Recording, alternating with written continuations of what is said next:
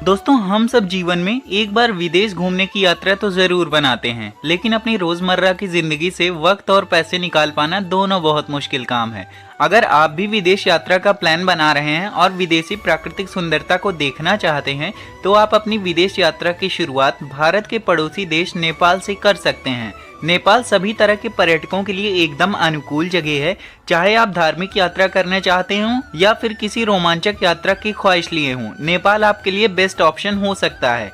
तो चलिए दोस्तों, इस वीडियो में हम आपको नेपाल यात्रा से संबंधित संपूर्ण जानकारी देंगे। जैसे आप नेपाल कब जा सकते हैं, कैसे जा सकते हैं, फ्लाइट, बस और ट्रेन का कितना किराया लगेगा, किन किन डॉक्यूमेंट्स की ज़रूरत पड़ेगी नेपाल में, इंडियन करेंसी को नेपाली करेंसी में कैसे एक्सचेंज कराएंगे, वहाँ का सिम कार्ड कितने का मिलेगा और कौन कौन सी टूरिस्ट प्लेसेस हैं नेपाल में, साथ ही साथ नेपाल घूमने में आपका कुल कितना खर्चा हो सकता है, ये सारी जानकारियाँ हम आपको इस वीडियो में देंगे। तो चलिए दोस्तों, सबसे पहले बात करते हैं कि आप नेपाल कैसे पहुँच सकते हैं। दोस्तों, इस वीडियो में मैंने दिल्ली को इनिशियल पॉइंट माना है, क्योंकि दिल्ली की कनेक्टिविटी सभी प्रमुख शहरों से काफ़ी अच्छी है। तो अगर आप दिल्ली से नेपाल आना चाहते हैं तो आपके पास बस, फ्लाइट और ट्रेन तीनों ही ऑप्शन अवेलेबल हैं। तो चलिए सबसे पहले बात करते हैं बाई रोड आप नेपाल कैसे पहुंच सकते हैं।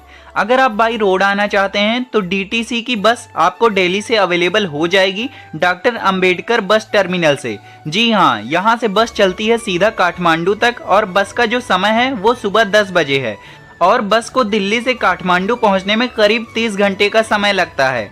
अगर बस के टिकट की बात करें तो पहले ये बस का टिकट 2300 रुपये पर पैसेंजर हुआ करता था, लेकिन अब इसे बढ़ा करके 2800 रुपये पर पैसेंजर कर दिया गया है।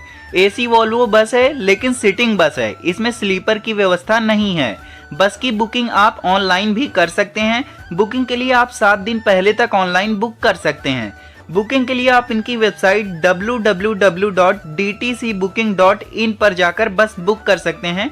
इसके बाद इसमें जो आपसे आइडेंटिटी मांगी जाएगी उसमें आप कोई भी आईडी प्रूफ लगा सकते हैं। Aadhaar card, voter ID, driving licence या पैन कार्ड कोई भी आप लगा सकते हैं। इसके अलावा कुछ निजी बसें भी चलती हैं जिनका किराया कुछ कम रहता है, लेकिन इनकी ऑनलाइन बुकिंग नहीं होती है। अगर आप कार या बाइक से जाते हैं तो देखिए आपको बॉर्डर पर लेना होगा परमिट।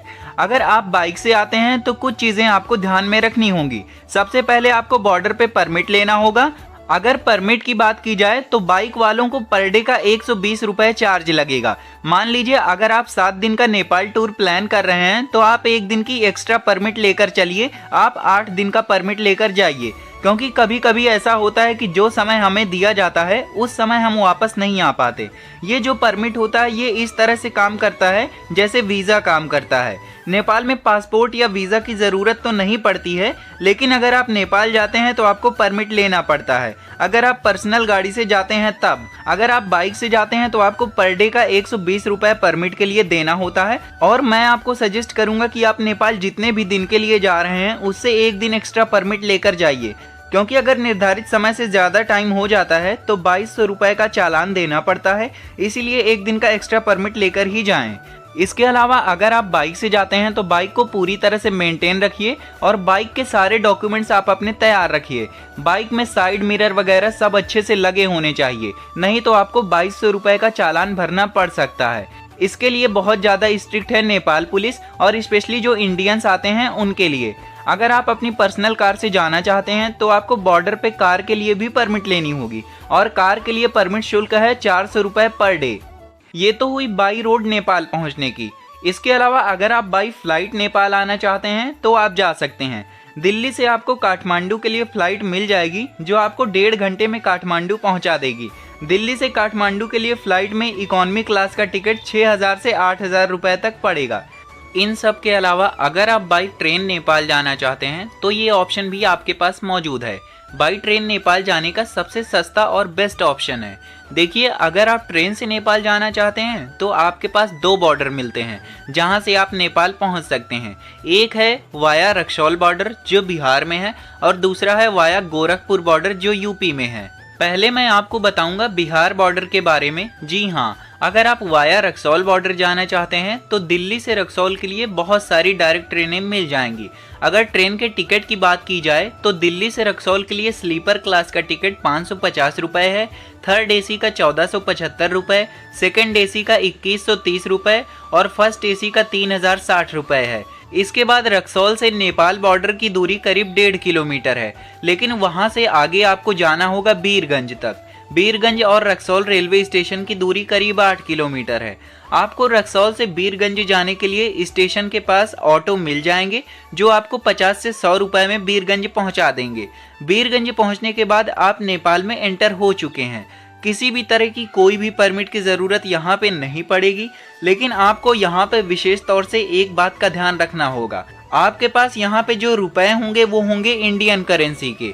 वैसे नेपाल में इंडियन करेंसी भी चल जाती है, लेकिन अगर 500 रुपये या 2000 के बड़े नोट हैं तो वो नहीं चलते हैं। तो ऐसे में आप अपनी सारी इंडियन करेंसी 100 रुपये या उससे छोटे नोट लेकर जाइए, या फिर आप अपनी इंडियन करेंसी को नेपाली करेंसी में एक्सचेंज करवा लीजिए। नेपाल बॉर्डर पर ही आपको कई शॉप मिल जाएंगी जो इंडियन करेंसी को नेपाली करेंसी में चेंज कर देंगी। क्या क्या कन्वर्जन रेट है वो भी मैं आपको बता देता हूँ। देखिए, अगर आप भारतीय 100 रुपये कन्वर्ट कराते हैं तो आपको 160 नेपाली रुपए मिल जाता है। तो जितने रुपए आप चाहें उतना आप कन्वर्ट करा सकते हैं, लेकिन मैं आपको सजेस्ट करूंगा कि आप कम से कम 6000 से 7000 रुपये ज़रूर कन्वर्ट करा लीजिए। और अगर लौटते समय ये पैसे बच जाते हैं तो आप फिर से वही बॉर्डर पे इंडियन करेंसी में एक्सचेंज करवा लीजिए। तो अब आप बीरगंज तो पहुंच ही चुके हैं नेपाल में, और यहाँ से काठमांडू के बीच की दूरी रहती है करीब 275 किलोमीटर। इस 275 किलोमीटर के लिए आपको बस मिल जाती है, जिसमें एसी और नॉन एसी दोनों तरह की बस आपको मिलेंगी। नॉन एसी बस में रहेगा किराया 600 रुपये और एसी बस का किराया रहेगा 1100 रुपये। बस आपको 8 से 9 घंटे में बीरगंज से काठमांडू पहुंचा देगी। अगर आप गोरखपुर से काठमांडू नेपाल जाना चाहते हैं तो आप दिल्ली से गोरखपुर किसी भी ट्रेन से आ सकते हैं। दिल्ली से गोरखपुर के लिए स्लीपर क्लास का टिकट 445 रुपये, थर्ड एसी का 1165 रुपये, सेकेंड एसी का 1600 रुपये और फर्स्ट एसी का 2685 रुपये है। गोरखपुर पहुंचने के बाद अब आपको जाना होगा सोनौली बॉर्डर, जो नेपाल बॉर्डर कहलाता है। सोनौली बॉर्डर पहुंचने के लिए आपको सबसे पहले जाना होगा नौतनवा। बस से अगर आप जाते हैं तो बस से 120 रुपये में आप नौतनवा पहुंच जाएंगे 2 से 3 घंटे में। नौतनवा पहुंचने के बाद आप वहां से सोनौली बॉर्डर की डिस्टेंस 6 से 7 किलोमीटर है, और नौतनवा आप सोनौली बॉर्डर बाई टैक्सी 40 से 50 रुपये में पहुंच जाएंगे। बॉर्डर पे पहुंचने के बाद आपको फिर से वही करना होगा, करेंसी एक्सचेंज। आप अपना आधार कार्ड अपने साथ जरूर रखिए। उसके बाद सोनौली बॉर्डर से आपको जाना होगा भैरवा, जो कि नेपाल में पड़ता है, और भैरवा की डिस्टेंस यहाँ से 3 किलोमीटर है।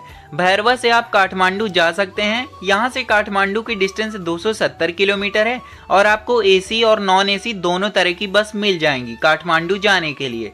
एसी बस का टिकट रहेगा 800 रुपये और नॉन एसी बस का टिकट रहेगा 500 रुपये। तो ये थे दोनों तरीके वाया रोड आपका नेपाल पहुंचने का।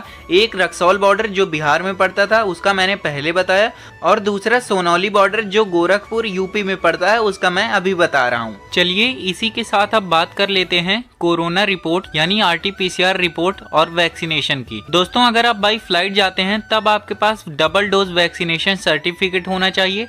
साथ ही साथ आपका RT-PCR निगेटिव रिपोर्ट होना चाहिए, वो भी 72 घंटे के अंदर की। लेकिन अगर आप इसके अलावा यानी फ्लाइट के अलावा बाई रोड जाते हैं तब आपके पास केवल वैक्सीनेशन डोज का रिपोर्ट होगा, तब भी काम चल जाएगा। RT-PCR की कोई ज़रूरत नहीं। चलिए अब बात करते हैं मोबाइल नेटवर्क की। तो जैसे ही आप बॉर्डर क्रॉस करेंगे आपका इंडियन सिम कार्ड काम करना बंद कर देगा, और आपको यहाँ पर नेपाल का सिम कार्ड लेना पड़ेगा, जो 200 रुपये में आपको वहीं बॉर्डर पर मिल जाएगा। और आप यहाँ उसमें जो भी बैलेंस डलवाना चाहें उसका अलग से बैलेंस डलवा सकते हैं। चलिए अब बात करते हैं कि आप नेपाल में कहाँ पर स्टे कर सकते हैं, रूम या होटल के क्या चार्जेस हैं, और अगर हॉस्टल या डॉर्मेट्री की बात की जाए, क्योंकि बहुत सारे सोलो ट्रैवलर्स और बैग पैकर्स होते हैं तो उनके लिए नेपाल में बहुत सारे बजट हॉस्टल्स और डॉर्मेट्री मिल जाएंगे। तो चलिए यही बात हम करने वाले हैं कि यहाँ पर आपका स्टे और फूड का क्या खर्चा होगा। नेपाल में आपको काठमांडू में होटल, हॉस्टल, डॉर्मेट्री सब कुछ मिल जाएगा, जहां पर आपको एक एवरेज होटल 600 से 800 रुपए में मिल जाएगा। अगर वहीं डॉर्मेट्री की बात की जाए जो सोलो ट्रैवलर्स होते हैं उनके लिए, तो डॉर्मेट्री आपको बड़े आसानी से जगह जगह पर 200 रुपए में मिल जाएगी। खाने पीने की अगर बात की जाए तो यहाँ पर जनरल फूड आपको 100 रुपए से 150 रुपए थाली मिल जाएगा। फूड के यहाँ पर बहुत सारे ऑप्शन अवेलेबल हैं, आप अपने बजट के हिसाब से खा पी सकते हैं। चलिए अब बात करते हैं कि आप नेपाल में कहाँ कहाँ घूमने जा सकते हैं और यहाँ पर कौन कौन सी टूरिस्ट प्लेसेस हैं। पशुपतिनाथ मंदिर नेपाल के सबसे पवित्र हिंदू मंदिरों में से एक है, जो काठमांडू शहर से 3 किलोमीटर दूर पवित्र बागमती नदी के किनारे पर बसा हुआ है। ये मंदिर भगवान शिव को समर्पित है, जहाँ पर हजारों की तादाद में रोज भक्त आते हैं। साल 1979 में पशुपतिनाथ मंदिर को यूनेस्को के विश्व धरोहर स्थलों में भी शामिल किया गया था। इस मंदिर के बारे में कहा जाता है कि इस मंदिर में स्थापित ज्योतिर्लिंग भारत के 12 ज्योतिर्लिंगों से बना है। नेपाल में साल 2015 में एक भयंकर भूकंप आया था, जिसकी वजह से इस मंदिर की कुछ बाहरी इमारतें ध्वस्त हो गई थी, लेकिन इस मंदिर का गर्भगृह आज भी सुरक्षित है। काठमांडू नेपाल की कल्चरल कैपिटल यानी सांस्कृतिक राजधानी है। यहाँ नेपाल की सर्वाधिक जनसंख्या निवास करती है और ये शहर यहाँ आने वाले पर्यटकों को बेहद रोमांचित करता है। ये शहर 1400 मीटर की ऊंचाई पर स्थित पर्यटकों को आनंदमयी वातावरण प्रदान करता है।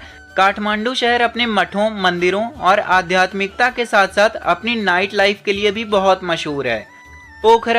पोखरा नेपाल के सबसे लोकप्रिय पर्यटन स्थलों में से एक है। हिमालय पर्वत की तलहटी में बसा हुआ पोखरा काठमांडू के बाद नेपाल का दूसरा सबसे बड़ा शहर है, जिसे नेपाल की पर्यटक राजधानी यानी टूरिस्ट कैपिटल ऑफ नेपाल के रूप में भी जाना जाता है। ये शहर हिमालय का प्रवेश द्वार है, जो यहाँ आने वाले पर्यटकों को अपने खूबसूरत नज़ारों और रोमांचक खेलों से रूबरू कराता है। पोखरा शहर गंडकी नदी और इसकी कई सहायक नदियों द्वारा बंटा हुआ है, जो यहाँ के अनूठे भूगोल में अपना योगदान देता है। और जितनी भी एडवेंचर एक्टिविटीज़ होती हैं, आप पोखरा से ही इसकी शुरुआत कर सकते हैं और ख़ासकर ट्रेकिंग के लिए लोग यहाँ पर आते हैं। नगरकोट नेपाल के सबसे ज़्यादा देखे जाने वाली जगहों में से एक है। हिमालय की गोद में बसा हुआ ये छोटा एवं आकर्षक गांव नेपाल के भक्तपुर जिले में है। नगरकोट से आप हिमालय के 13 में से 8 पर्वतमालाएं देख सकते हैं। नगरकोट काठमांडू से मात्र 28 किलोमीटर की दूरी पर स्थित है, जो यहां आने वाले पर्यटकों को हिमालय पर्वतमाला के खूबसूरत दृश्यों को दिखाकर आश्चर्यचकित करता है। 2000 मीटर की ऊंचाई पर स्थित नगरकोट प्रकृति प्रेमियों के लिए स्वर्ग के समान है। इस जगह की सबसे खास बात यह है कि ये राजधानी के बहुत करीब है, जिससे पर्यटकों को यहाँ आने के लिए ज़्यादा पैसे और समय खर्च नहीं करना पड़ता है। जनकपुर नेपाल का एक बेहद खास शहर है, जो यहाँ के सबसे प्रमुख पर्यटन स्थलों में से एक है। जनकपुर भारत की सीमा के करीब स्थित है, जो सीता जी का जन्म स्थान और भगवान श्री राम का उनके विवाह का स्थान भी माना जाता है। नेपाल आने वाले पर्यटकों के लिए जनकपुर एक बेहद शानदार जगह है, क्योंकि यहाँ कई तालाब हैं जो यात्रियों को आकर्षित करते हैं।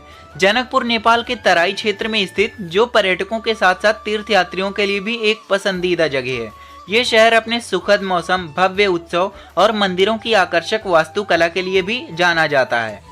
लुम्बिनी गौतम बुद्ध का जन्म स्थान है। ये जगह भारत की सीमा के करीब रूपनदेही जिले में स्थित है, जो बहुत ही शांत और बौद्ध धर्म का प्रमुख तीर्थ स्थान है।